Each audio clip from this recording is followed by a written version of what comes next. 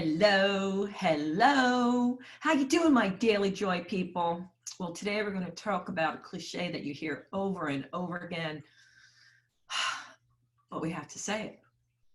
When people say, just take the freaking first step, leap of faith, take the plunge, don't wait till it's perfect. Guess what? It might be cliche, it may be a hallmark statement, but it's so freaking true.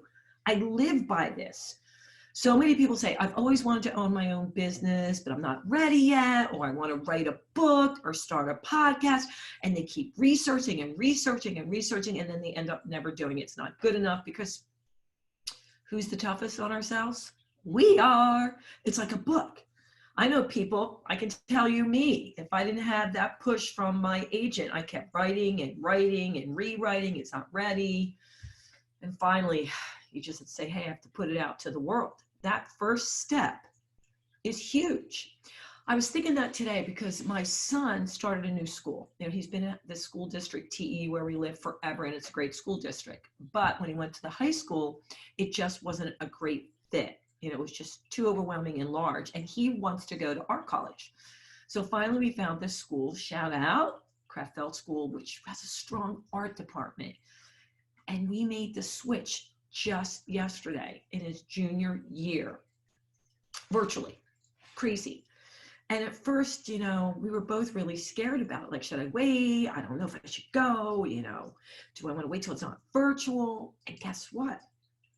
They pushed the hand, which sometimes is good, in that you have to do it your junior year or you can't get into the specific school in your senior year. So I was like, call it's either now or, you know, or never. And the thing was, you know, everybody says, well, look at the downsides. If you don't go now, you don't get in. But you can always drop out if it's not a fit. Well, of course, you know, he was nervous. I was nervous because I love our school district. I love the teachers. I love the counselors. Like, I think it's good, blah, blah, blah, blah. Within one day of him doing school, and me meeting everybody, yes, I'm not as familiar with everyone, but I will be. But you could see it definitely was the right fit for him. This one worked out. Now, I'm not saying that's always the case, but it just started me thinking. It's with everything. Like I'm looking at the list of not just someone who wants to be a guest on a podcast for the first time, which I've had those on my podcast. And they start out really scary, but man, within a few minutes, they're good to go.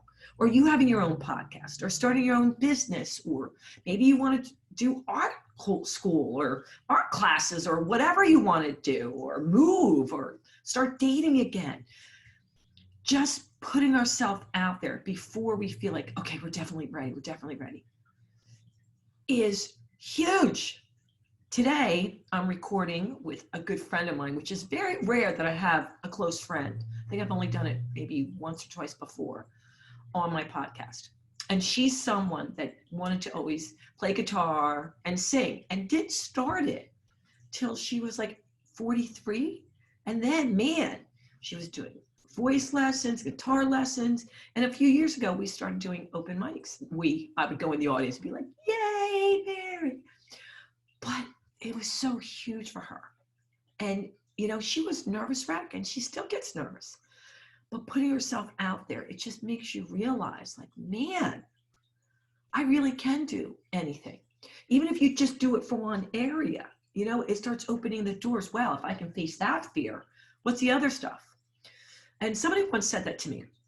When you're going somewhere or you're doing something, are you doing it from a fear-based emotion, meaning you really don't want to do it, right? But if you're scared, that doesn't mean you shouldn't do it. You have to remember, why did you want to do it? And was it coming from that love-based emotion? Like, were you excited and passionate? Like, what's all the reasons you want to get on a plane even though you're scared? Well, you like to travel. You want to go to that conference. You know, why do you want to write that book? Well, you have something to say. You know, why do you want to speak, whether it's in person or virtually? I want to get my message out there. So it overcomes all the other things. Well, that's what I want for you. Even if it's like someone said to me, I really think I could use a counselor or coach or therapist, and it's scary. And you may not find the right one at first, but just take that first step. I'm telling you, our head does crazy things, crazy things. and we'll build up all the reasons we shouldn't, or all the reasons we're not good enough, or all these negative chatter.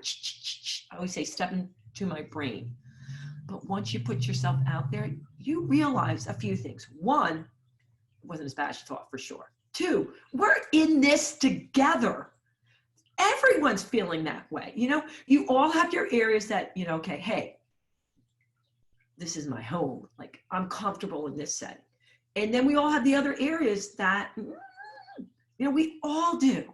And even though there's some people that can put on a happy face, they're just as scared of you. Trust me. Even the pros who've trained themselves to get up on the stage will tell you it took training day after day after day. It's not like it just didn't happen, even though they got up there and they did a fabulous job.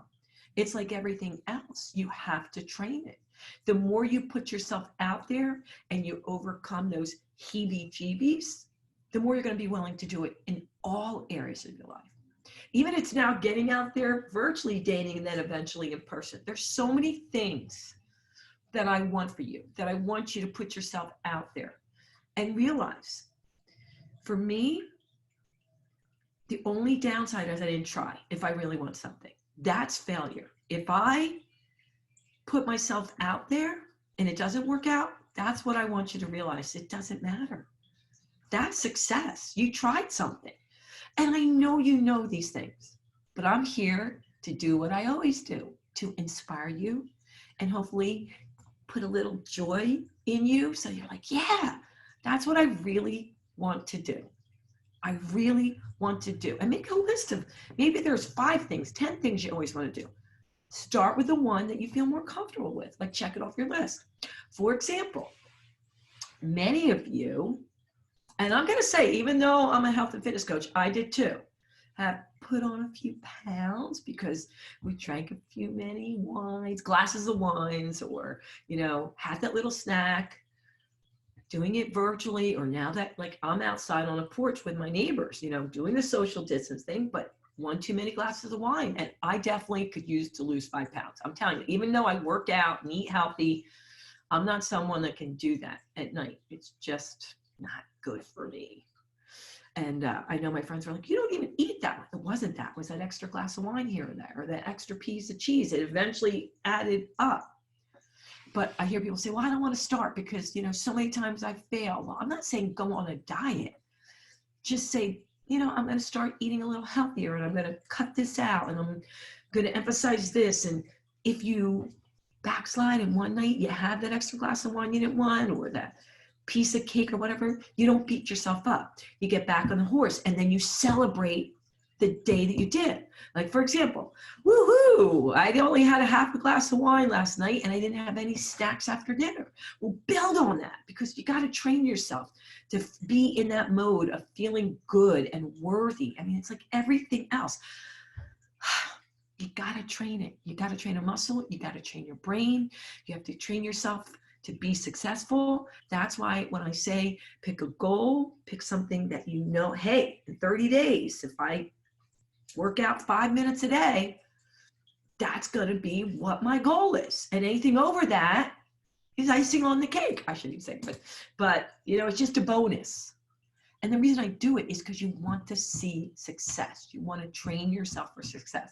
I was in a class last night, and we were talking about, you know, how do you train an emotion? By feeling it, you know, feeling it over and over again, or intensely. So that doesn't mean you don't admit that you're angry, frustrated, or whatever, but how do you shift out of it quicker so that you can train yourself to be more peaceful and joyful and happy? And I think now it's even more important, like, what makes you smile? What makes you feel joy or peaceful? And be in that zone, and really be in that zone, and know that you're not faking it and schmaking it. That's it. Just little bits, the daily things over and over again. And that's why my journal, I say it only takes 1 to 3 minutes a day. I firmly believe it. Just sitting down, looking at your mission, looking at your goals every single day, taking a minute to meditate. It's going to get you in that right headspace, thinking about what you want to accomplish. So I'd love to hear from you. What's the one thing that you've been wanting to do, but you have cold feet? Just push yourself out on that ledge and get started. Take that first step. All right. Tell someone who can be your cheerleader. I'll cheer you on, even though I don't know you, and push you to do it. It's so, so important. For me, I have a lot of close friends who constantly are telling me, you know, and I have a coach who, come on, Sandy, you've done this before. You can do it again. I have my posse. We all need that, or just one person. I hope you enjoyed this. Tune in if you like this to Let's Keep It Real, my podcast, or Positive Bitch Power Lady. Make sure you subscribe. I know that's important. I forget to ask, but subscribe, share it, like it. Let me know what you want. You can always send me things to questions@sandyjoyweston.com. I'm here from you. I want to hear what you want, put you on my podcast. Sky's the limit. And as you can see, I don't edit this. This is me, real deal. I can feel my cat, by the way. I have 2 new kids. They're climbing up the back of my chair, so I have to go before they scratch it to pieces. Until next time, you know what I'm going to say. Toodles.